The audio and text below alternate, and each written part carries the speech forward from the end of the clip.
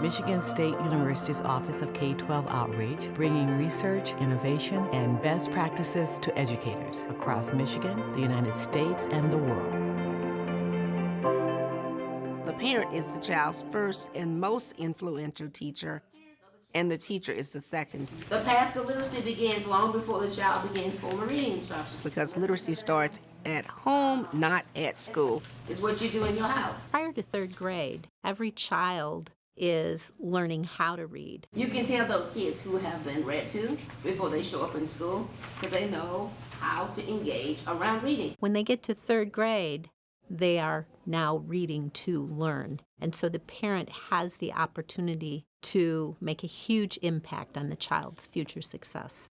One of the things that parents can do for their children prior to coming to school is to make sure that their kids come to school marinated in the literature, come to school soaking and dripping with print. And you know what? We cannot let children show up in school and they've never seen a book. It's not the teacher's fault. So when people say, oh, that's your job, no, that's your job. Of course, early literacy is a priority for the state of Michigan. In October of 2016, legislation was passed that all students should be reading at grade level by third grade.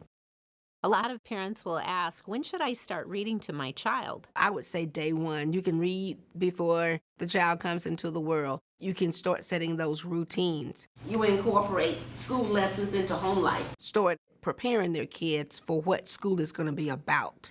So therefore, when they enter that space, they kind of know what to do. Kids who understand school-based literacy, those kids are going to do better than kids who don't. When students come to school from home environments that don't have set routines, they are perceived as a discipline problem when they're not a discipline problem. It's just that they don't understand school-based rules.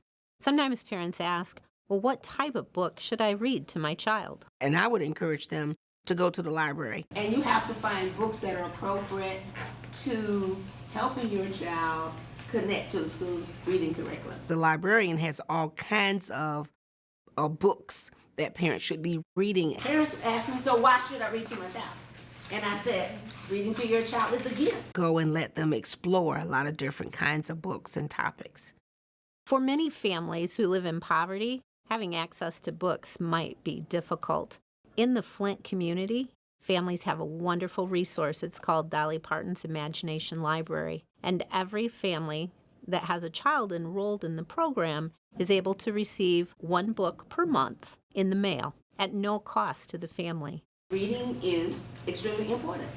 Every national report talks about the importance of reading. And it doesn't start when the kid finishes high school. It starts from the time the child comes into the world. Simply read to them and with them every day. Teachers have a list of strategies or expectations that they have for all children. Every grade level has standards that are explicit to that particular age and developmental level of a child. When it comes to early childhood educators, it's teaching a wide range of students because students come from so many different types of literacy backgrounds. Some might be in a program like a Montessori preschool. Others may be in a home-based childcare. Different kids come in at different levels, and that's always a challenge for early childhood educators. And so if kids come in and they are chronologically 5, developmentally 2, they got a problem. Day one. And if you don't fix that problem, guess what? It ain't happening. A lot of times we assume that parents are capable, willing and responsible for certain things, but sometimes those are not made explicit to parents. We have to do explicit instruction, especially when children have not come to school on the same playing field, even though they are trying to get them to operate on the same playing field. They have to have alphabetic knowledge. I know earlier you were saying, Ms. Barkley, that some of these kids can sing. Singing the song and knowing the song are two different things. Teachers need to find ways to get parents involved in their classroom and in the school. Parent involvement should be built around the curriculum. Ice cream socials and spaghetti dinner. Muffins for moms, donuts for dad. Those are all events. What you want to do is focus on that curriculum because that's what's going to count. Because the curriculum is the main thing that sustains the school and sustains parents. Look at your curriculum, look at what parents are struggling with, and those are the things you focus in on. When everything is said and done, both teachers and parents want the kid to succeed academically. Once the children enter the school environment, It needs to be clear to parents how they can become a partner in the child's education.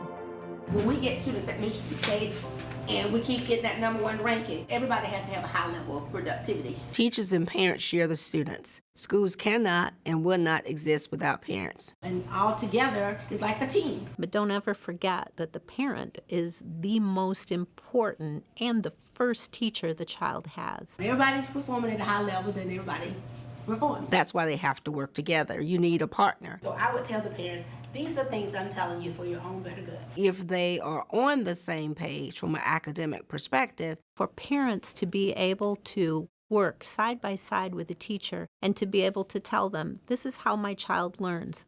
These are my child's strengths and weaknesses. it really makes the child better successful in school. Very important to develop that. Children are our future, and the investments we make will pay off later.